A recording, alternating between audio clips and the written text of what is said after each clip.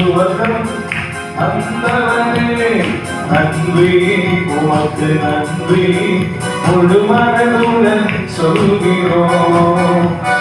நன்றி உமக்கு நன்றி மனநிறைவுடன் சொல்கிறோம். கை கண்டி சொல்வாண்டவருக்கு நன்றி உமக்கு நன்றி முழு மனதுடன் சொல்கிறோம்.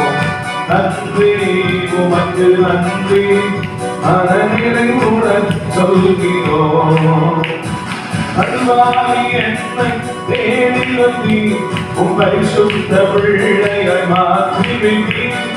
அன்பாய் என்னை தேடி வந்தி உம்மை சுத்த பிள்ளையாய் மாற்றிவிட்டி. பள்ளத்தில் கிடந்த என் துக்கி அகலியை கொடுத்து